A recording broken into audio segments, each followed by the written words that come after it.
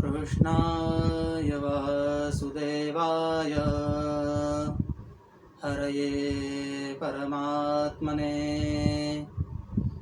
प्रणतः क्लेशनाशाय गोविन्दाय नमो नमः। अज्ञानतिमिरान्धस्य ज्ञानाञ्जनशलाकया चक्षुरुन्मिलितं येन तस्मै श्रीगुरवे नमः। वंशे विभूषितकरा नवनीरदाभां पीताम्बरां अरुणबिम्ब फलाधरोष्ठां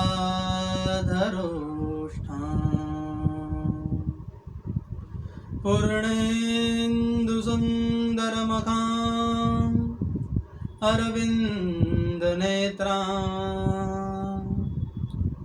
कृष्णात् परं किमपि तत्त्वमहं न जाने। वाणीयं विनिधाय मौलिफलके पाणिमनोहारिणी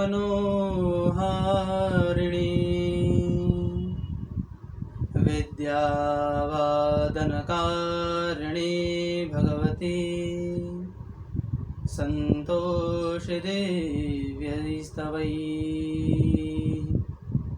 विद्यानेकविचारिणी त्वमगमत् त्रैलोक्यसञ्चारिणी भक्त्या तं सततं नमामि वरदं श्रीशम्भुधारेश्वरम्। सच्चिदानन्दरूपाय विश्वोत्पत्त्यादिहेतवे तापत्रयविनाशाय श्रीकृष्णाय वयं नमः। हरे कृष्ण कृष्ण कृष्ण हरे हरे हरे राम राम राम हरे हरे। सद्गुरुदेव भगवान की जय। गोपाल कृष्ण भगवान की जय। श्री सुखदेव जी महाराज की जय। श्रीमद्भागवत महापुराण की जय।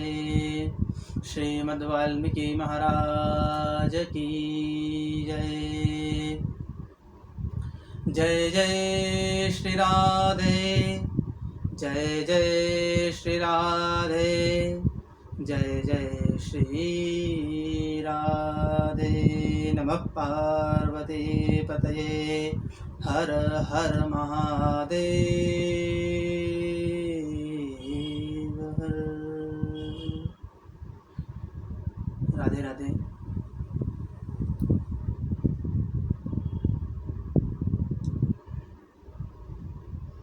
चित्तसार सिंधु अकारण करुणा वरुणालय सर्वस्व भगवान श्री राधा गोविंद जी के चरण कमलों का ध्यान करते हुए आइए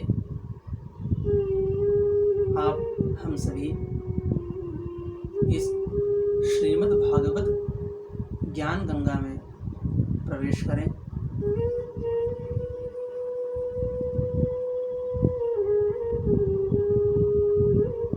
YouTube के माध्यम से कथा के इस पावन प्रसारण को देख रहे आप सभी हरि भक्तों, वैष्णव जनों के चरणों में व्यासपीठ की ओर से आप सभी को मेरा प्रणाम।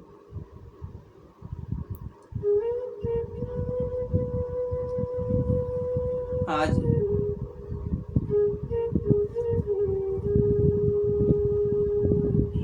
विज्ञान के इस समय में YouTube के माध्यम से हम लोग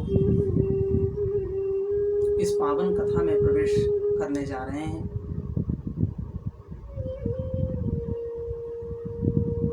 पुरुषोत्तम मास, जिसे अधिक मास भी कहा जाता है, ये भगवान का परम पावन महीना, जिसमें भगवान ने स्वयं नृसिंह अवतार लेकर के अपने भक्त प्रहलाद को भक्ति प्रदान की और उसके सभी कष्टों को दूर किया। और जितना इस अधिक मास का, पुरुषोत्तम मास का आध्यात्मिक महत्व है, उतना ही इस पुरुषोत्तम मास का वैज्ञानिक महत्व भी है। जब विश्व में अनेकों देश ठीक से बोलना भी नहीं जानते थे, तब हमारे ऋषिगणों ने कठोर तपस्या से खगोलीय घटनाओं को देखा, समझा और वेदों के माध्यम से समझाने का प्रयास भी किया।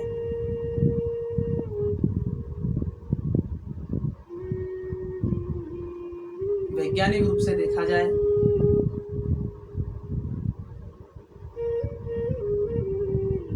तो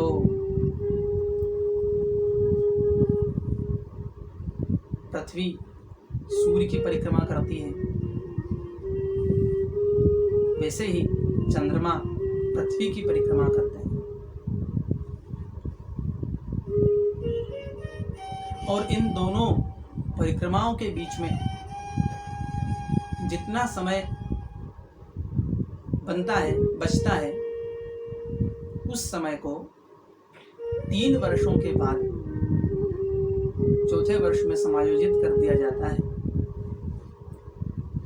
जिसे अधिक मास की संज्ञा दी गई है। और ये जो अधिक मास है, जो आश्विन महीने में पड़ा है, ये अधिक मास तो 160-165 वर्षों के बाद प्राप्त हुआ है। तो इसीलिए हमने विचार किया कि क्यों न इस पावन अवसर का लाभ लिया जाए। और इसीलिए हम लोगों ने इस श्रीमद् भागवत कथा का आयोजन किया है।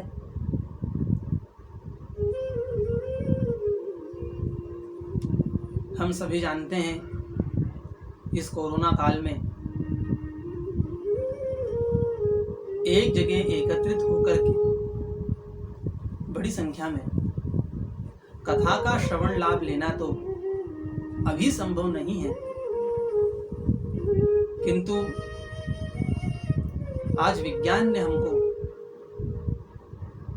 इतनी सुविधा प्रदान कर दी है कि हम लोग जब चाहें, जहां चाहें उस स्थान पर बैठ करके इस कथा को सुन सकते हैं, तो क्यों न इस अधिक मास के पावन अवसर पर हम लोग YouTube के माध्यम से कथा का श्रवण पान करें और हमारे जीवन को धन्य बनाएं। शास्त्रों ने भी कहा है कि जन्मांतरे भवेत् पुण्यम तदा भागवतम लभेत्। जन्म जन्मांतर के पुण्यों का उदय होता है, तब जाकर के हमारी भगवान के भजन में, भागवत में रुचि होती है। पहले तो हम परम सौभाग्यशाली हैं कि हमारा जन्म भारत भूमि पर हुआ है और उसमें भी ऐसे धर्म, ऐसे संस्कृति में जन्म हुआ है जो पूरे विश्व के लिए आदर्श है। और यदि फिर भी मनुष्य योनि को प्राप्त करने के बावजूद भी यदि हम भगवान की भक्ति नहीं करते हैं, श्रवण नहीं करते हैं, तो ये हमारे लिए परम दुर्भाग्य का विषय होगा। इसीलिए मनुष्य को जितना समय मिलता है, जब भी समय मिलता है, जहाँ समय मिलता है, भगवान का भजन, कीर्तन, ध्यान, मनन करना ही चाहिए। क्योंकि भगवान का नाम ही एकमात्र ऐसा है जो संसार के समस्त तापों को नष्ट कर सकता है। और इसीलिए हमारे वेद, हमारे शास्त्र, हमारे पुराण आदि सभी ग्रंथ जो हैं, सभी का सार एक ही है कि भगवान का भजन नित्य प्रति मनुष्य को करना ही चाहिए। क्योंकि ये जो जीवन है, ये भगवान के द्वारा ही दिया हुआ है, उन्हीं की कृपा से हमें प्राप्त हुआ है।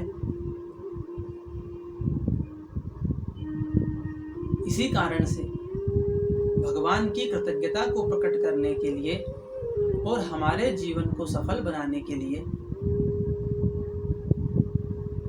भगवान का भजन करना ही चाहिए। हर मनुष्य को थोड़े समय निकाल करके प्रतिदिन भगवान का भजन अवश्यमेव करना चाहिए।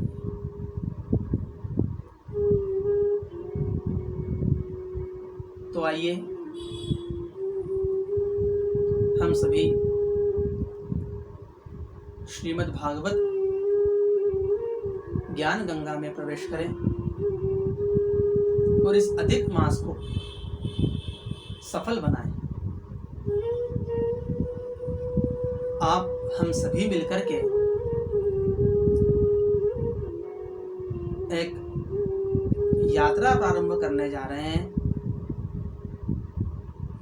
एक भागवत यात्रा, जिसमें आप हम सभी मिलकर के एक साथ भगवान की कथाओं का श्रवण करेंगे,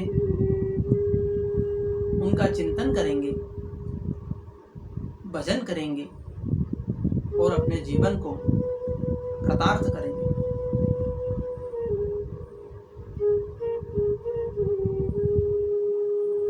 परम सौभाग्य का विषय है कि हमें श्रीमद् भागवत कथा श्रवण करने का अवसर प्राप्त हो रहा है।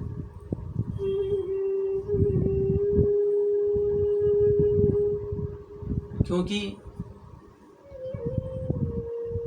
आज मनुष्य की आयु भी सीमित है और समय की भी कमी है। इसीलिए आज के समय में ज़्यादा समय देना तो मुश्किल है, किंतु थोड़ा समय दे करके भी हम लोग भगवान का भजन कर सकते हैं, उनकी आराधना कर सकते हैं। तो आइए मेरे साथ इस अधिक मास में सिर्फ 1 घंटा प्रतिदिन हम लोग भगवान की इस पावन परम पुण्यमयी कथा का श्रवण करें और हमारे जीवन को धन्य बनाएं।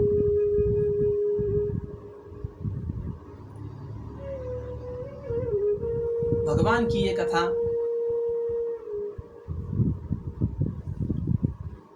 आरंभ में जब चर्चा हुई तो कहा गया कि श्रीमद् भागवत ज्ञान गंगा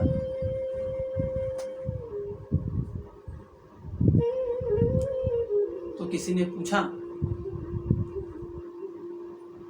कि ये गंगा कौन सी है, और अगर ये गंगा है तो जो हरिद्वार में उत्तराखंड में गोमुख से निकलती हुई बह रही है वो कौन सी गंगा है। तो कहा गया कि वो जो गंगा है वो तन को पवित्र करती है, परंतु ये जो श्रीमद् भागवत ज्ञान गंगा है ये हमारे मन को पवित्र करती है।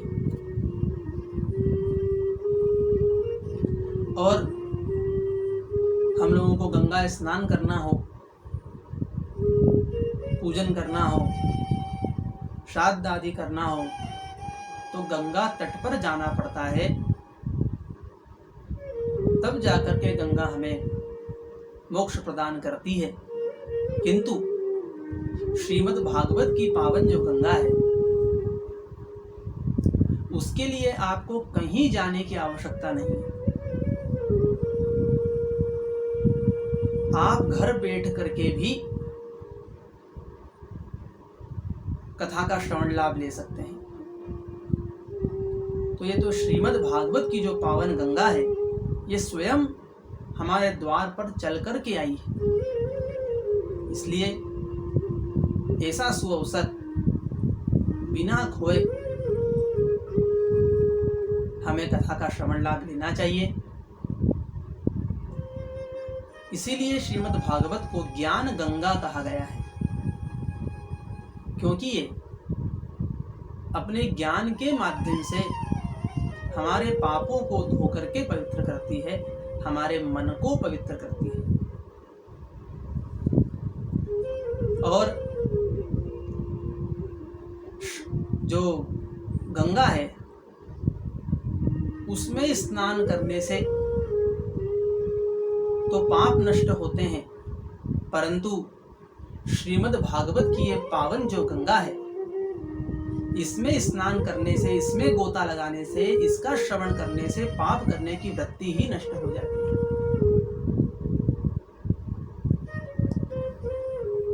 तो ऐसी श्रीमद् भागवत गंगा जो आपके द्वार स्वयं चल करके आई है, आपको कहीं जाने की आवश्यकता नहीं है, कहीं कोई मूल्य चुकाने की आवश्यकता नहीं है, कहीं कोई समय देने की आवश्यकता नहीं है। ये आपके द्वार स्वयं चल करके आई है। सिर्फ आपको इसमें 1 घंटा श्रवण पान करके अपने जीवन को धन्य करना है। तो आइए इस श्रीमद् भागवत ज्ञान गंगा में गोता लगाएं, जिससे हमारा तन भी पवित्र हो, मन भी पवित्र हो और हम भगवान की ओर, प्रभु की ओर अग्रसर हों, आगे बढ़ें। ये श्रीमद् भागवत की जो गंगा है ये मन को साफ करने के लिए कथा रूपी साबुन है। जैसा हम लोग देखते हैं, क्योंकि कपड़ा यदि गंदा हो जाता है, मैला हो जाता है, तो माताएं बहनें उसे साबुन लगा करके साफ करती है। तो कपड़े का जो मेल है वो तो साबुन से दूर किया जा सकता है, लेकिन मन का जो मेल है उसको साफ करने के लिए क्या किया जाए? तो कहा गया कि मन का जो मेल है उसको साफ करने के लिए श्रीमद् भागवत कथा रूपी साबुन जो है उससे बार बार मन को धोया जाएगा, बार बार कथा का श्रवण किया जाएगा, तो एक बार तो मेल जो है वो दूर होगा ही होगा। और ये श्रीमद् भागवत की जो पावन कथा है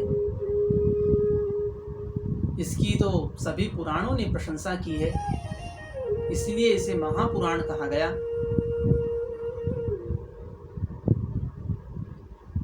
वास्तव में श्रीमद् भागवत दर्पण है। जैसा दर्पण होता है, दर्पण कभी झूठ नहीं बोलता। दर्पण की एक सबसे बड़ी विशेषता यही है कि दर्पण कभी झूठ नहीं बोलता। यदि आप काले हैं तो काला ही दिखाएगा, यदि आप गोरे हैं तो गोरा ही दिखाएगा, यदि आप दुबले पतले हैं, कृष्णाए हैं तो वैसा ही दिखाएगा। यानी कि आप जैसे हैं दर्पण वैसा ही दिखाता है। अगर आप दर्पण को थोड़ी सी रिश्वत देना चाहें कि हमें सुंदर दिखा दो, तो दर्पण ऐसा नहीं करता। यानी कि हम जैसे हैं वैसा ही दिखाता है। एक छोटी सी रोचक घटना, एक बार एक बुढ़िया मेले में दर्पण खरीदने गई। मेले में दर्पण की एक बहुत बड़ी दुकान थी जिसमें विभिन्न प्रकार के दर्पण, अलग अलग प्रकार के दर्पण, बड़े से लेकर के छोटे तक सभी प्रकार के दर्पण लगे हुए थे।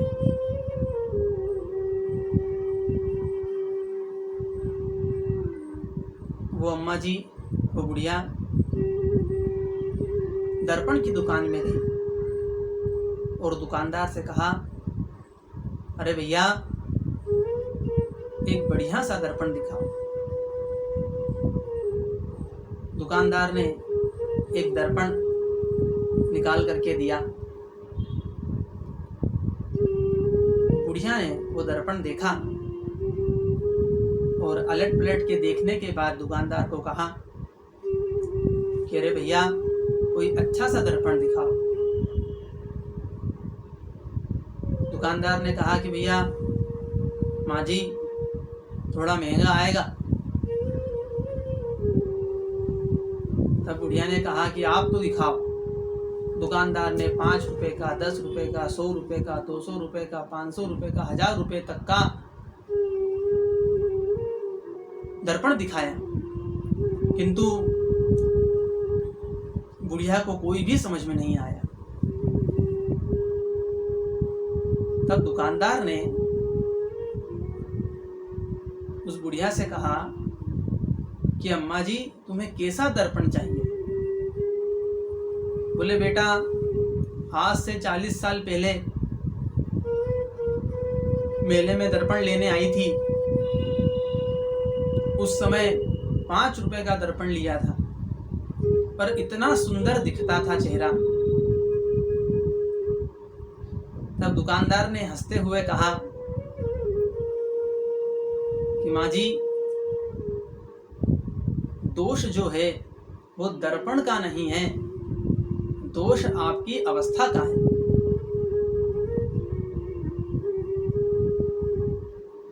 दर्पण तो आप जैसे हैं वैसा ही दिखाता है। 40 साल पहले आप जवान हुआ करती थी तो वैसा दिखाता था, 40 साल के बाद में आप वृद्धावस्था को प्राप्त हुई है तो वैसा दिखाता है। यानी कि दर्पण जो है वो तो आपके वास्तविक स्वरूप को दर्शाता है। आप जैसे हैं वैसे ही दिखाएगा। इसी प्रकार श्रीमद् भागवत जो है ये एक प्रकार का दर्पण है। जब हम श्रीमद् भागवत की कथा का श्रवण करते हैं और आत्म मंथन करते हैं तब हमें पता लगता है कि हम मानव जैसे हैं या दानव जैसे हैं। यदि हम मानव जैसे हैं तब तो ठीक, किंतु यदि हम दानव जैसे हैं तो हमारे जीवन में, हमारे व्यक्तित्व में, हमारे आचरण में थोड़ा परिवर्तन करने की आवश्यकता है। और काल की गति बड़ी तेज है। काल कभी भी आ सकता है। काल का कोई भरोसा नहीं। इसी कारण से जब जितना समय मिलता है उतना समय भगवान का भजन करते रहना चाहिए,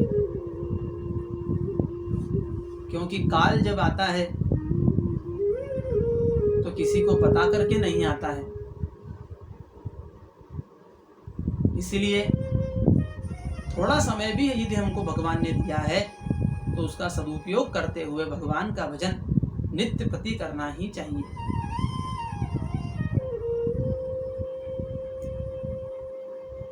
एक सेठ जी जिनके पास बहुत सारी संपत्ति थी, इतनी संपत्ति की कहाँ उसका उपभोग करे, कहाँ उपयोग करे, यही चिंता का विषय।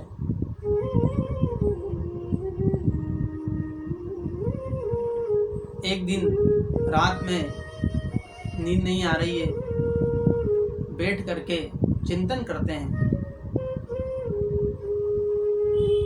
कि इस पैसे को दुकान में लगाऊंगा, फिर उससे जो लाभ होगा उससे बड़ी दुकान बनाऊंगा, उससे जो लाभ होगा उससे ज़मीन खरीदूंगा, उससे जो लाभ होगा उससे बड़ी फैक्ट्री बनाऊंगा।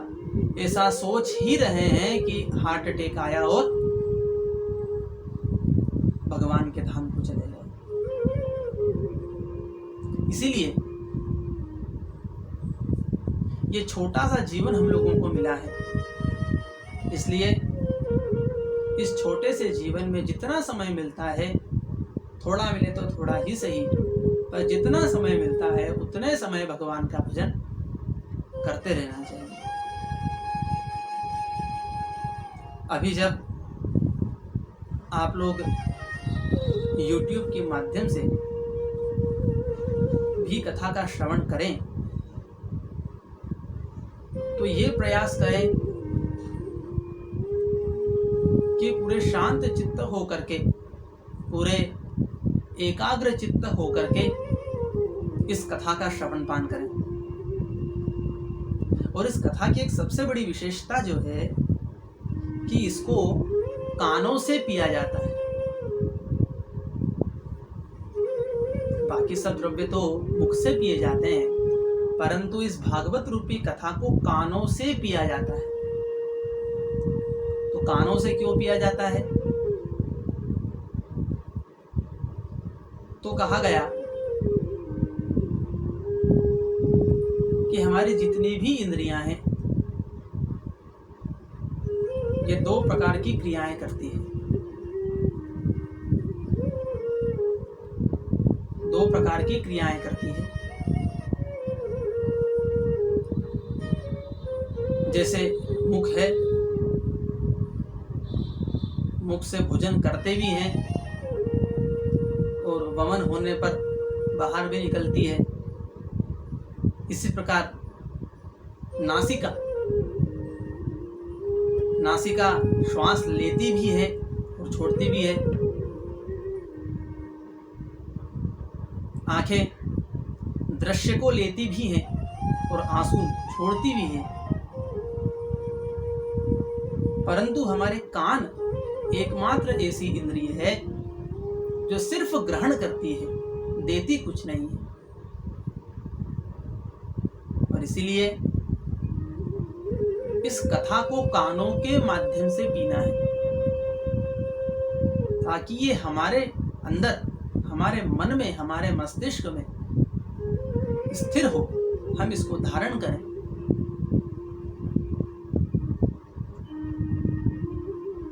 और एकाग्र चित्त होकर के इसीलिए इस श्रीमद् भागवत का श्रवण करना है,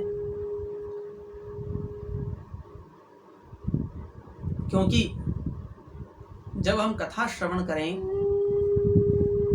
उस समय कथा श्रवण का पूर्ण लाभ तभी प्राप्त होगा जब तन के साथ मन भी कथा में होगा। तन से तो आप कथा श्रवण कर ही रहे हैं अपने स्थान पर बैठ करके, किंतु तन के साथ मन को भी कथा में लगाइए, तब जाकर के इस कथा का पूर्ण लाभ प्राप्त होगा। एक बार एक पंडा जी वृंदावन से निकले, रात्रि का समय था। वृंदावन से निकले, रात्रि का समय होने से कुछ स्पष्ट दिखाई नहीं दे रहा था,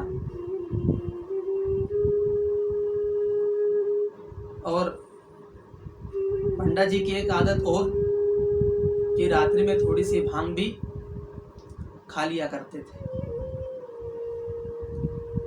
अब वृंदावन से नाव में बैठे और रात भर नाव चलाए जा रहे हैं। सुबह सुबह का समय हुआ तो किसी से पूछा कि भैया ये कौन सा शहर आ गया। तब किसी ने बताया कि पंडा जी ये तो वृंदावन है। तब पंडा जी को बड़ा आश्चर्य हुआ कि रात्रि में नाव से निकला, रात भर नाव चलाई, इतनी मेहनत की, फिर भी वृंदावन में जब नाव से उतर करके देखा तो पता लगा कि नाव तो रात भर चलाई है, किंतु नाव जिस रस्सी से बंधी हुई थी उस रस्सी को खोलना ही भूल गए, जिस कारण से जहां से चले थे, इतनी मेहनत करने के बाद भी, इतना समय व्यतीत करने के बाद भी वहीं के वहीं रहे। तो हम लोग जब कथा श्रवण करें उस समय मन रूपी रस्सी जो है इसको भी कथा में ही लगाएं। जब तक ये हृदय की ग्रंथि छूटेगी नहीं तब तक कथा श्रवण करने का पूर्ण लाभ प्राप्त नहीं होना है। वैसे तो कहा गया है कि इस कथा के कुछ शब्द भी अगर किसी के कर्णों में पड़ जाएं तो उसको भी मोक्ष गति प्रदान कर देते हैं, किंतु इस कथा को श्रवण करने के साथ साथ ही इस कथा का चिंतन भी करना है। जब हम लोग एकाग्र चित्त होकर के तन और मन दोनों के साथ में इस कथा को श्रवण करेंगे तब हमें इस कथा का पूर्ण लाभ अवश्य रूप से प्राप्त होगा।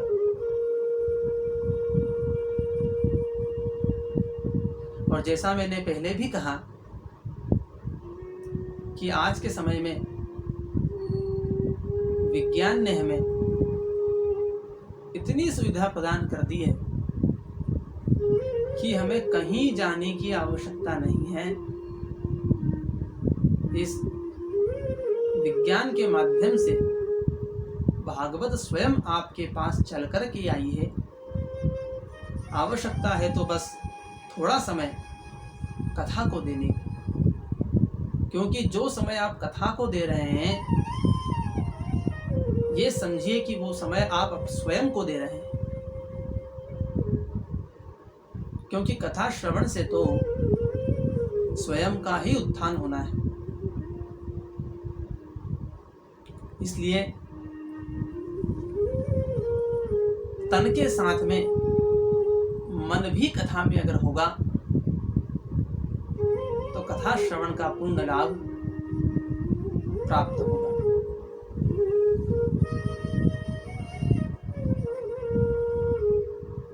और ये श्रीमद् भागवत की जो पावन कथा है ये तो इतनी पावन है कि ये देवताओं को भी दुर्लभ है। एक समय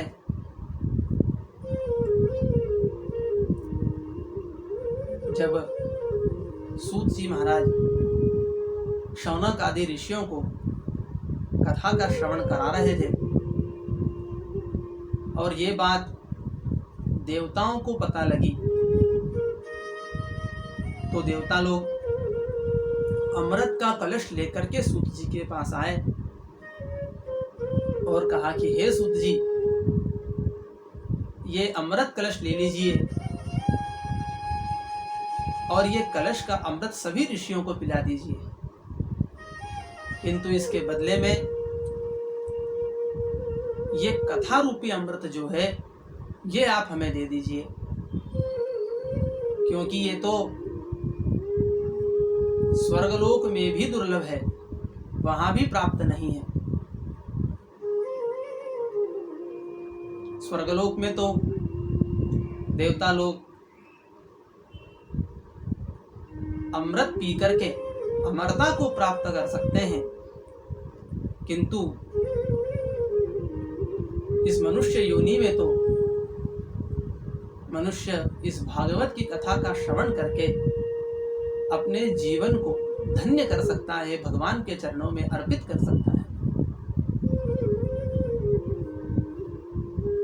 तो ऐसी भागवत की पावन महिमा जो शास्त्रों ने गाई,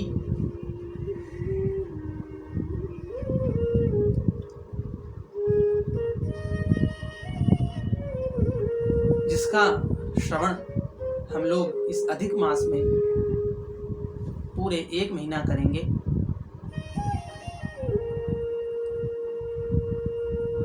जिस प्रकार दूध में मक्खन रहता है परंतु दिखाई नहीं देता, इसी प्रकार इस श्रीमद् भागवत में भी कथा रूपी अमृत छिपा हुआ है, किंतु ये सामान्य दिखाई नहीं देता है। जब इसको बार बार मथा जाता है, यानी कि बार बार श्रवण किया जाता है, जब दूध को गर्म करते हैं ये दही बनता है, उससे मक्खन प्राप्त होता है, और जब मक्खन को बार बार भिगोते हैं तब जाकर के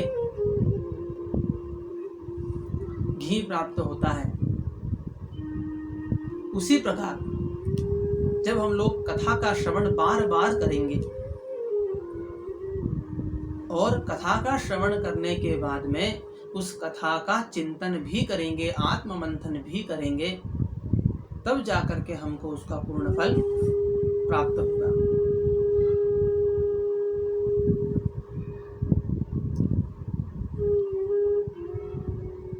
जब भगवान इस पृथ्वी लोक को त्याग करके अपने गोलोक धाम को जाने लगे, तब उद्धव जी ने भगवान से कहा कि हे प्रभु, आप इस पृथ्वी लोक को छोड़ करके जा रहे हैं और महाकलियुग आने वाला है, जिसमें सभी तप यज्ञ आदि नष्ट हो जाने वाले हैं। क्योंकि शास्त्रों ने कहा है, कली दावानलेनाद्यम साधनम भस्मताम गता। इस कली के प्रभाव से सभी साधन जो है, यज्ञ तप आदि जो है, सभी नष्ट हो गए।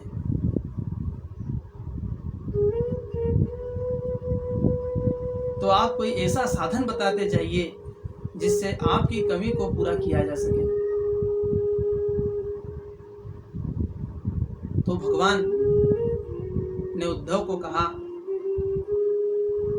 कि आप चिंता मत करो, और ऐसा कहते हुए भगवान ने स्वयं को इस भागवत में समाहित कर दिया है। इसलिए ये श्रीमद् भागवत जो है वो साक्षात हरि ही है, साक्षात भगवान श्री कृष्ण ही है। श्रीमद् भागवताख्योयम प्रत्यक्षः कृष्ण एव ही। ये श्रीमद् भागवत की जो पावन कथा है, ये साक्षात जो है श्री हरि ही है। इसीलिए इनके श्रवण मात्र से सभी पाप जो हैं वो नष्ट हो जाते हैं। और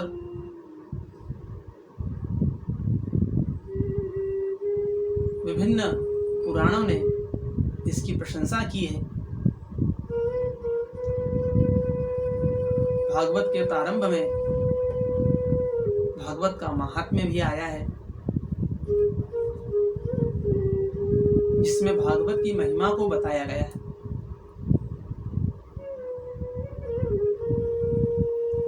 आइए आप हम सभी मिलकर के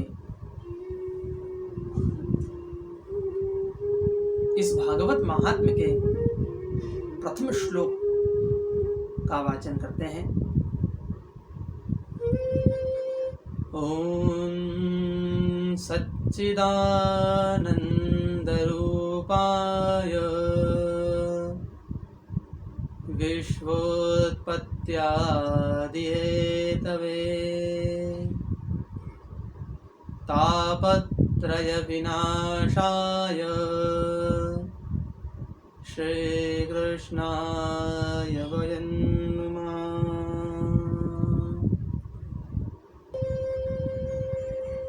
भागवत महात्म्य के प्रथम श्लोक में बताया गया कि भगवान का स्वरूप कैसा है,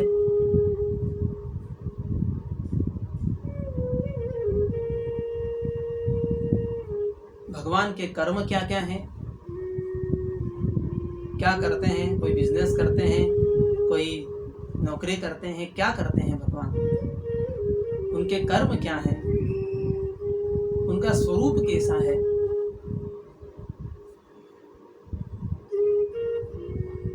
तो पहले कहा गया सच्चिदानंद रूपाय, यानी कि भगवान सत चित और आनंद स्वरूप है। सत का मतलब भगवान सत्य स्वरूप है, सत्यम परम धीमहि। चित यानी कि प्रकाश, भगवान प्रकाश स्वरूप है, हमारे जीवन के अंधकार को दूर करके प्रकाश को व्याप्त करते हैं। और आनंद स्वरूप है,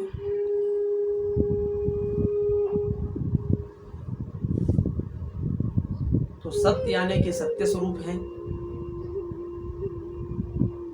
और भगवान का स्वरूप तो इतना सत्य कहा गया है,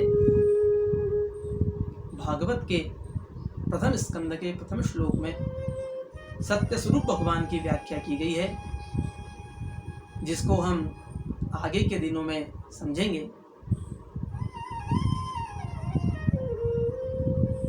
भगवान का स्वरूप तो इतना सत्य कहा गया है कि उनके द्वारा निर्मित ये माया रूपी संसार भी मनुष्य को सत्यव्रत प्रतीत होता है। सत्य के समान लगता है, असत्य होते हुए भी सत्य लगता है। इतना सत्य स्वरूप भगवान का बताया गया है।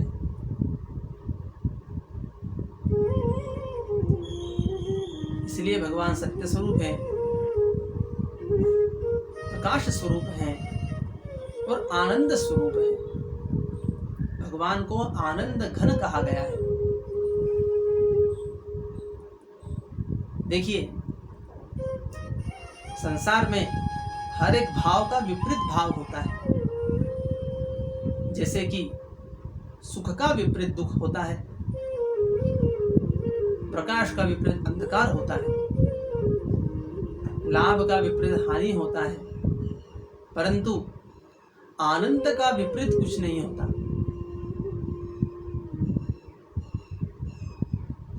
इसीलिए भगवान आनंद स्वरूप है। यानी कि आनंद जो है वो अंदर की वस्तु है, इसे बाहर प्रकट ही नहीं किया जा सकता। और जो आनंद स्वरूप होता है वो कैसी भी परिस्थितियां आ जाए,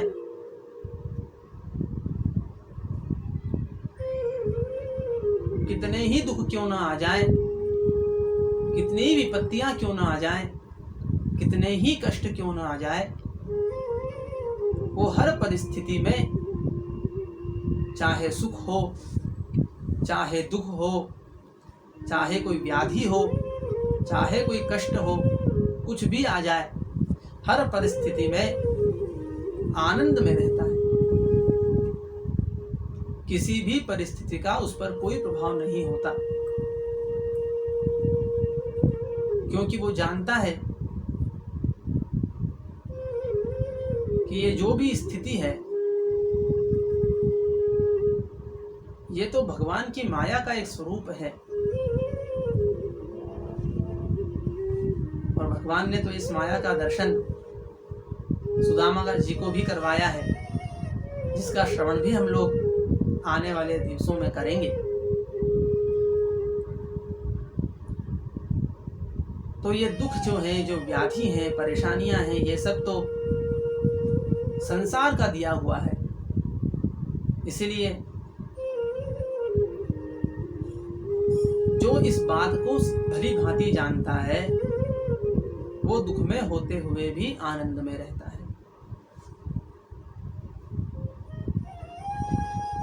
और भगवान हमें भी यही शिक्षा देते हैं कि चाहे कितनी भी विपरीत परिस्थितियां क्यों न हो, मनुष्य को सदैव आनंद में ही रहना चाहिए।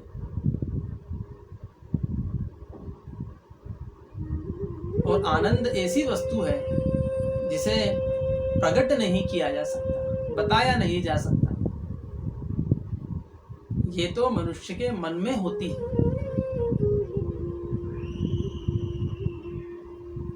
तो भगवान सत स्वरूप भी हैं, चित स्वरूप भी हैं और आनंद स्वरूप भी है। तो भगवान का स्वरूप तो बता दिया गया। फिर कहा गया कि भगवान करते क्या हैं, तो बताया कि विश्व की उत्पत्ति भी करते हैं, विश्व का पालन भी करते हैं और विश्व का संहार भी करते हैं। किंतु भगवान के कर्मों में और मनुष्य के कर्मों में यही अंतर है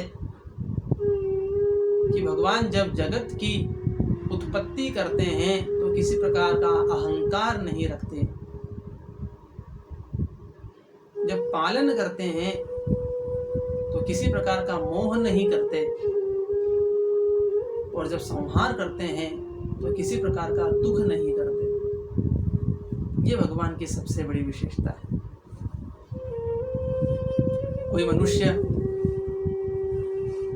उसके यहाँ जब किसी बालक का जन्म होता है, कोई संतान का जन्म होता है,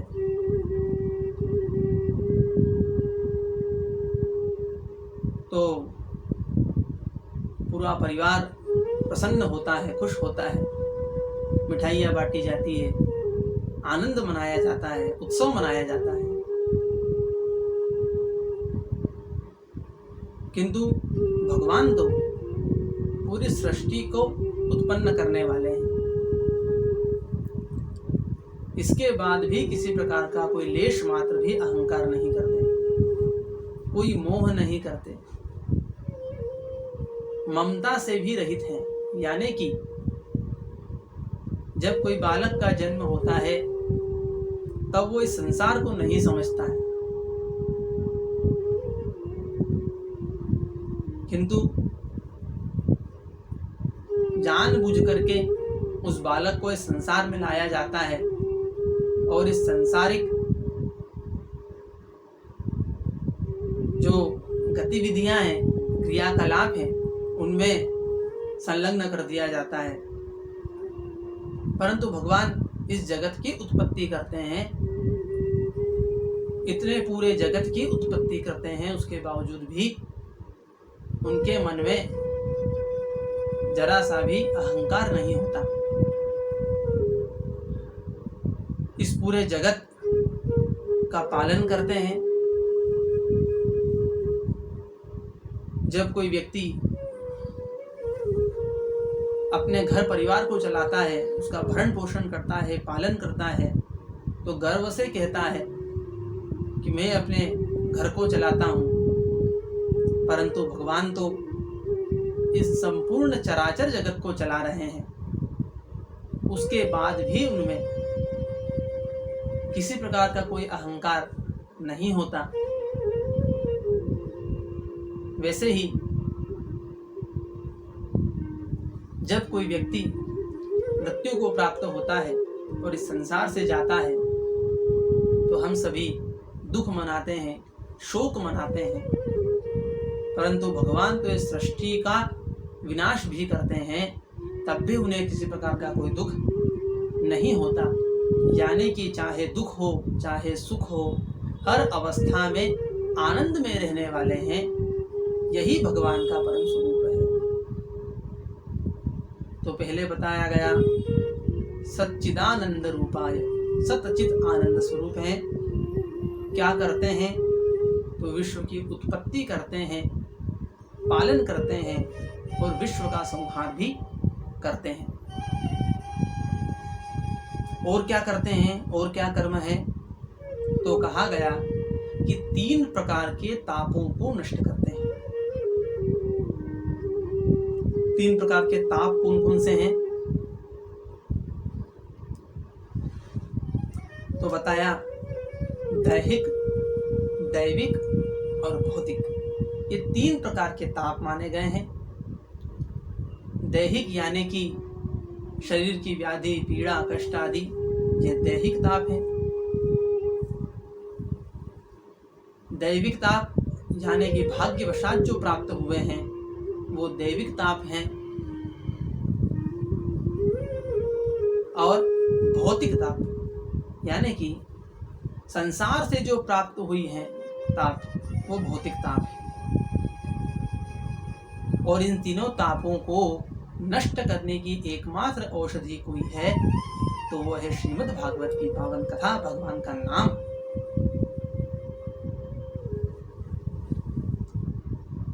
एतत् संसूचितं ब्रह्मस् तापत्रय चिकित्सकम् यदीश्वरी भगवती कर्म ब्रह्मणि भावितम्। संसार के तीनों तापों को नष्ट करने की एकमात्र औषधि जो है श्रीमद् भागवत की पावन कथा है।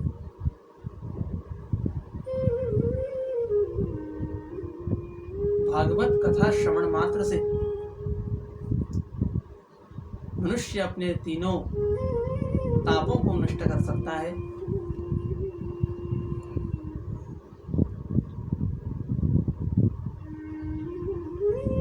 ऐसी श्रीमद् भागवत की कथा का श्रवण पान हम लोग इस अधिक मास में करेंगे।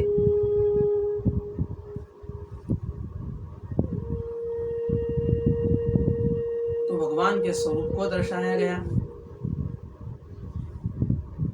भगवान का स्वरूप कैसा है, क्या कर्म करते हैं,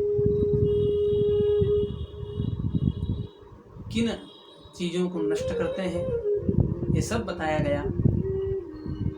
ऐसे भगवान श्री कृष्ण को हम बारंबार नमस्कार करते हैं।